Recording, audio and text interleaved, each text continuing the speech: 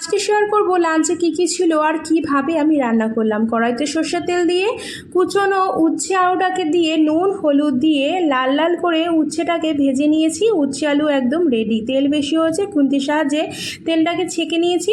এরপর করব মটরের ডাল দিয়ে আলু দিয়ে একটা রসা। মটর ডাল আগে থেকে ভিজিয়ে মিক্সিতে পেস্ট করে নিয়েছি। তারপরে দিয়েছি নুন হলুদ সামান্য লঙ্কার গুঁড়ো। কড়াইতে সর্ষের তেল দিয়ে তেল গরম হয়ে গেলে বড়াটাকে ভাজে দিয়ে দিয়েছি। বড়া যখন ভাজা হয়ে গেছে সেই তেলের মধ্যে দিয়েছি জিরে তেজপাতা সম্বার।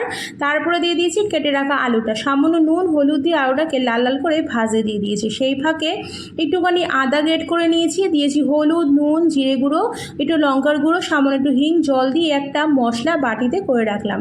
আলু লাল লাল করে ভাজা হয়ে গেলে বাটির মশলাকে দিয়ে বেশ কিছুক্ষণ কষিয়ে নিয়েছি যতক্ষণে তেল না ছেড়ে যায়। তেল ছেড়ে গেলে ঝোল দিয়েছি, মানে ঝোলটা দিয়েছি পরিমাণ মতো জলটা। তো ঝোলটা যখন ফুটে গিয়ে আলু সিদ্ধ হয়ে গেছে, আগে থেকে ভেজে রাখা বড়াটাকে দিয়ে সামান্য গরম মশলা আর ঘি দিয়ে নামিয়ে নিয়েছি। এরপর করবো খয়রা মাছ দিয়ে সরষে দিয়ে একটা ঝাল। মাছটাকে ভালো মতো করে ধুয়ে নুন হলুদ মাখিয়ে রেখে দিলাম। একটা মিক্সির বাটির মধ্যে সর্ষে পোস্ত কাঁচা লঙ্কাটাকে পেস্ট করে নিয়েছি।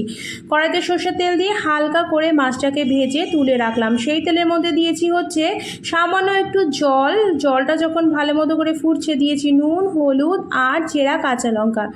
ভালো মতো করে ফুটে গেলে আগে থেকে সর্ষে পোস্তর পেস্টটাকে দিয়ে ভালো মতো করে যখন ফুটছে তখন দিয়ে দিয়েছি আগে থেকে ভেজে রাখা মাছ। তার উপরে দিলাম সামান্য একটু সর্ষের তেল দিয়ে নামিয়ে নিয়েছি। মাছ একদম রেডি।